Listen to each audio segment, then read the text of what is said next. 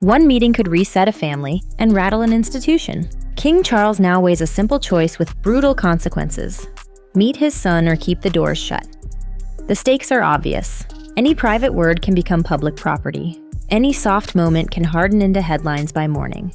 Harry's back in London. Cameras are tuned. Timelines are tight. The palace says little, which only makes the echo louder.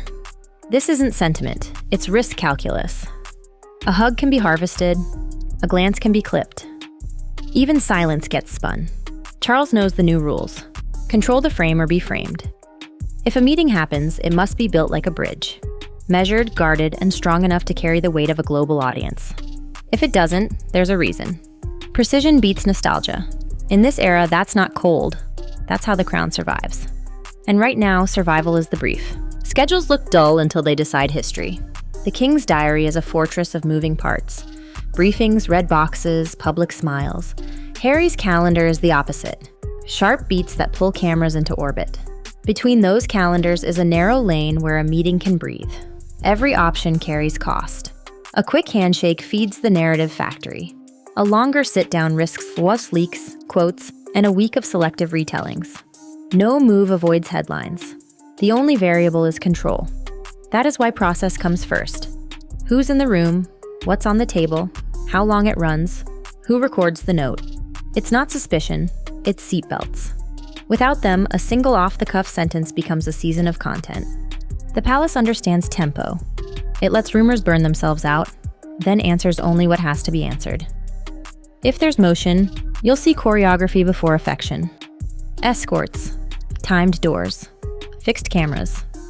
It will look formal because formality is armor, and right now, armor is love in a safer shape. Say it plainly.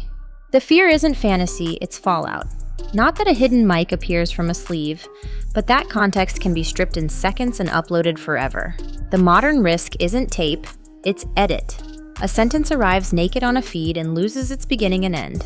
That is why the palace treats privacy like logistics, not vibes. Bag checks aren't a snub. Witness lists aren't theater. They are breaks on a runaway clip. If a meeting proceeds, expect everything to be boring on purpose. No side corridors, no clever asides, no just us moments.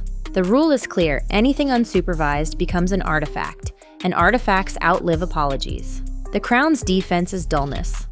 Dullness doesn't trend. It prevents the 9-second thunderbolt that turns nuance into ammunition. Call it caution. Call it paranoia. Inside the gates, it has another name: policy. And policy is how trust is rebuilt when trust can't be assumed. That last encounter, short, brisk, heavily managed, wasn't a glitch. It was a template. The number matters less than the message. Keep it tight. Keep it witnessed. Leave with the same story you arrived with. Quick meetings deny chaos space to breathe. They also look cold. That's the trade. A family wants warmth, an institution needs proof. Proof that boundaries held. Proof that nothing wandered off the record. Proof that tomorrow's headline can be answered in one line without a scramble. If a new meeting happens, expect the same math. A timed window, a clear start, a clean stop. No loose ends. Critics will call it transactional.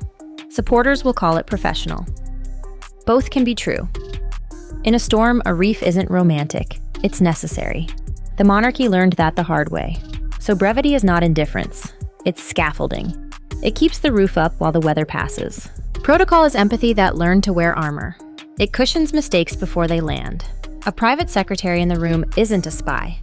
It's a stabilizer. A note-taker isn't suspicion. It's memory with receipts. No phones is not an insult. It's oxygen denial for rumor. These rules exist because the internet never forgets and rarely forgives. One stray aside can be sliced into meaning it never carried. One unguarded laugh can become proof of something that never happened.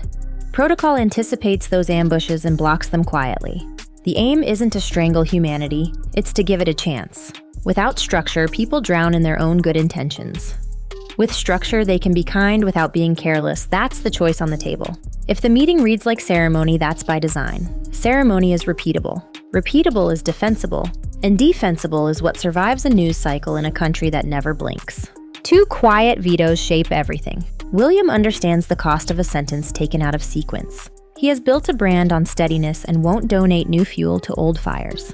Buffer first, then brother. Camilla's logic is older and scarred. She spent decades crawling out of a script she didn't write. She won't be cast back into it by accident.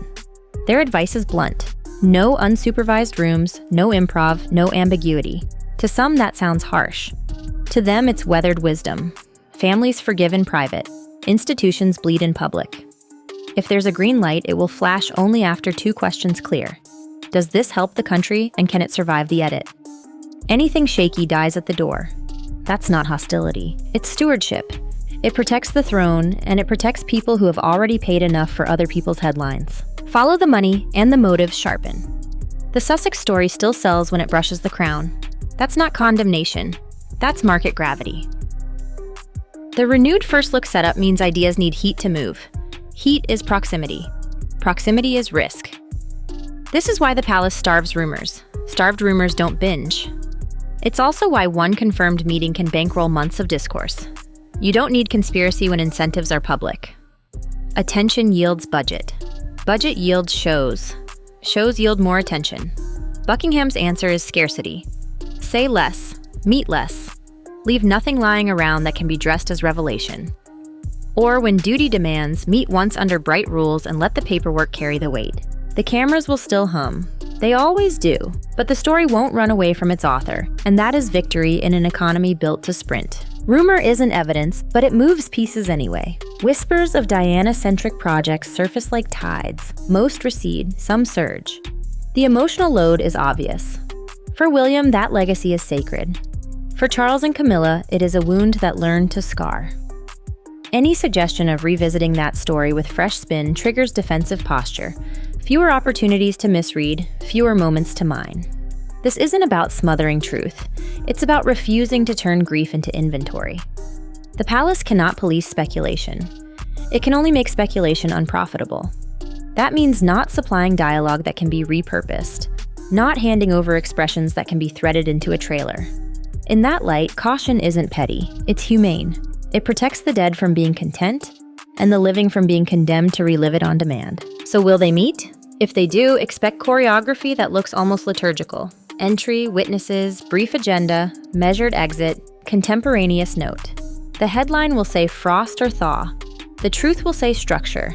If they don't, expect silence that holds its line. No denials to feed speculation. No quotes to cut into a sizzle reel. Either path honors the same principle. Clarity first. Vibes can't be defended. Precision can. Families can heal slowly. Institutions must endure immediately. That's the monarchy's narrow bridge, and it will cross it by counting its steps. In this story, love isn't less real for being careful. It's more likely to survive. In survival, of trust, of dignity, of a future conversation that can finally breathe, is the point. If there's a meeting, it will be the safest version possible. If there isn't, it's because the safest version isn't possible yet. Either way, the crown will choose the road it can defend tomorrow.